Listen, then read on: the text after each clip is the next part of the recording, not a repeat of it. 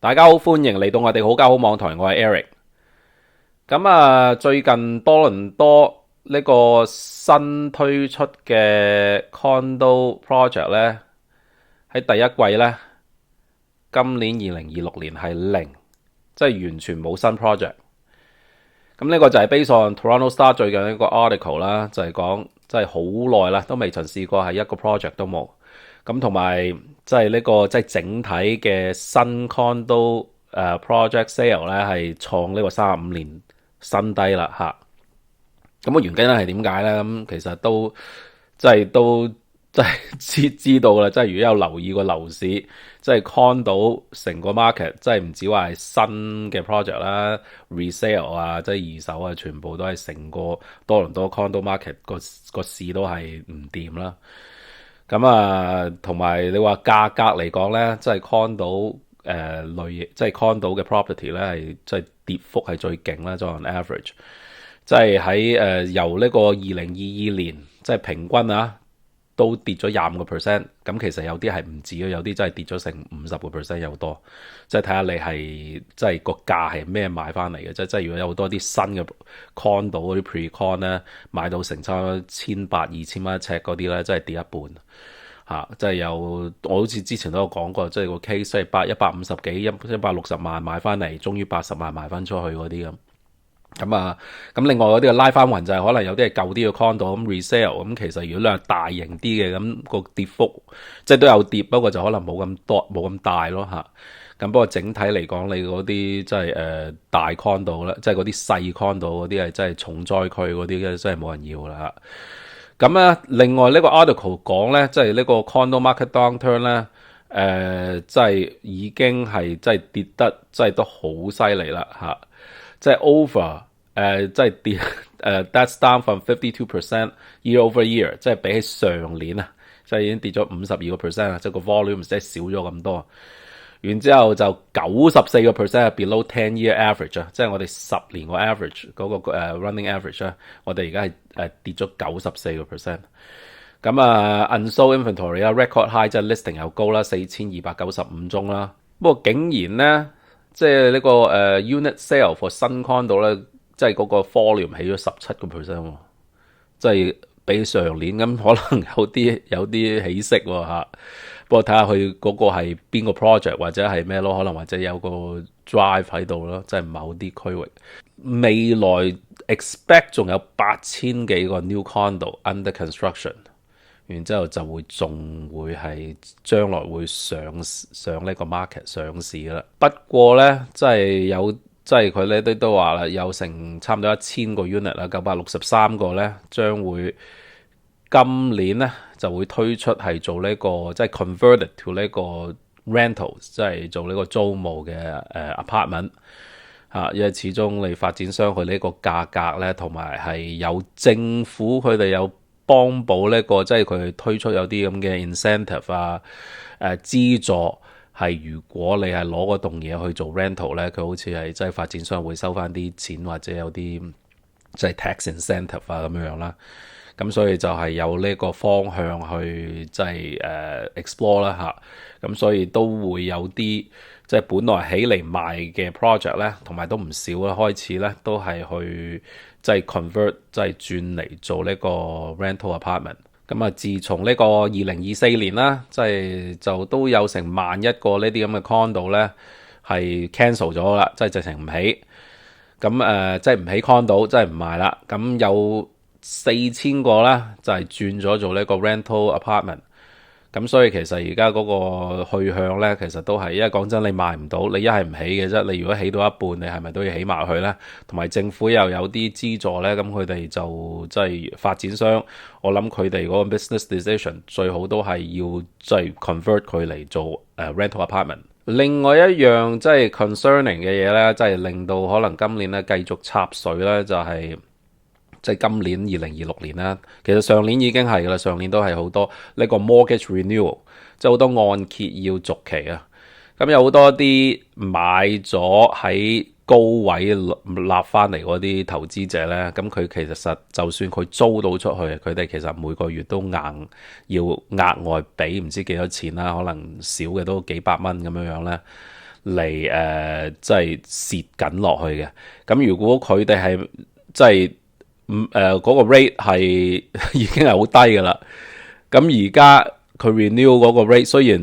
即係已經係比起早排咧已經跌咗啲啦，咁可能都係高過佢哋本來即係早幾年攞嗰個 rate 啦。咁佢哋根本係冇可能可以係sustain 到嚇，甚至即係有啲部分嘅人咧，即係嗰段時間好 boom 得好犀利嗰陣時咧，即係都話有啲係即係用嗰啲某啲方法啦，係即係其實唔係好 legal 嘅嚟攞呢個 mortgage 嘅。咁你 renewal 嗰陣時，可能或者而家係冇以前咁樣咁鬆啦。同埋講真，我諗而家你話啲即係B lender 啊成啊，可能佢哋都揸得好緊。咁佢直情係焗住要，根本佢都攞唔到 mortgage。咁佢其實係咪都係一係就 foreclosure 嚇，一係點間平間賤點都要賣咗佢啦。咁所以咧，即係今年呢個 mortgage renewal 又係一個好大一個 factor 咧，係令到係可能繼續嗰個呢啲 condo market 咧繼續插水。咁所以咧，即係而家你 condo 已經係即係新又好，二手又好，其實都係好差個市。咁所以即係你話佢幾時復甦咧？我覺得都有排啊嚇。即係有好多即係覺得就話係啦，呢幾年會好差。不過呢，就係因為而家啲發展商唔起啦，咁你未來嗰幾年呢，就會一個好大嘅即係 demand，因為有好多即係唔夠 supply，咁所以呢，遲啲個價就會爆升翻上去。咁係睇下點樣推測咯，即係你而家剩咗嗰啲，咁如果你話係以好多真係去咗做 rental apartment 喎，咁遲啲即係就算嗰堆嘢叫做啊最近起咗咧，咁都未必話可以 meet 到遲啲個 demand 喎。即係雖然而家係冇乜人買，咁不過即係要 understand 翻一樣嘢啦，因為其實近呢10年8年或者甚至再早，即係不過我諗最近即係最勁最大鑊嘅就係呢10年8年啦，即係15年20年開始，其實都係即係 condo 開始慢慢咁 build up 啦。不過呢10年8年咧，其實大部分好多人買呢啲 condo 咧，都係投資者或者係啲炒家。咁啊買嚟係諗住炒，咁啊有一堆可能買嚟諗住係放租啦，不過都係短暫放租，大部分都係攞嚟炒噶啦。咁所以好多呢啲咁嘅 condo 起咗呢啲咁嘅，即係啲尤其是係啲細嗰啲 unit 咧。就根本係住唔得長嘅，即係啲用客咁，同埋你可能有啲 building 係成90幾個 percent 嘅，全部都係租客，咁其實係咪都係 rental apartment 嚟噶啦？咁只係咧，以前就係個業主就係好多個，每個 unit 自己一個業主，而家就係成棟嘢就係一個業主即係一間公司咁樣嚟 run 啦。不過都係嗰批人住翻嗰度，咁所以。你話遲啲係咪會 rebound 咧？我覺得你係其實係睇嗰個心態咯，即係係咪會去翻，即係一大堆人，即係個人，總之有少少錢嘅，即係唔使話，唔係話啲咩大業主啊，或者係啲咩房東。其實因為你炒得好勁嗰陣時，即係有啲其實唔係話真係做啲好高收入嘅人都走去借錢嚟買 condo 炒樓。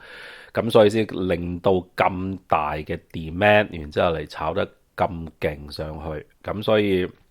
你話會唔會真係復甦翻去到嗰個階段咧？我覺得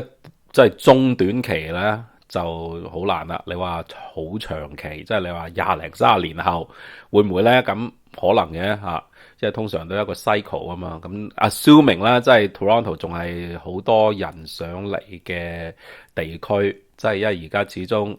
即係個移民政策又開始，即係都唔係開始，已經係啦，即係tighten 咗啦。即係留學生啊，直情係冇咁滯啦即係好多即係早幾年即係印度嚟嗰啲留學生就已經係冇啦。咁除咗你話移民政策，另外就係個 reality 啦，即係好多嗰啲學生嚟，其實未必係真係諗住讀完書就走嗰隻啦。佢哋其實係諗住嚟做嘢嘅。不過就攞咗個 student visa，咁然之後發覺哇咁難揾嘢做啊，或者嗰啲就算揾得到嗰個人工咁低嘅嚇，咁同埋你個生活指數咁高，咁所以根本都冇可能sustain 得到噶啦，咁啊所以都走啦嚇。咁啊有啲好聰明嗰啲，有啲即係可能或者印度 IIT 嚟再讀個 master，咁可能嗰啲啊落咗去美國啦。即係不過而家都麻煩，因為美國都踢人走，咁係啦，咁所以而家我諗嗰個即係新嘅 immigrant 啦、student 啦、student visa 啊，即係嗰個demand for housing 咧，我覺得即係都唔會話即係個好大嘅增幅喺度，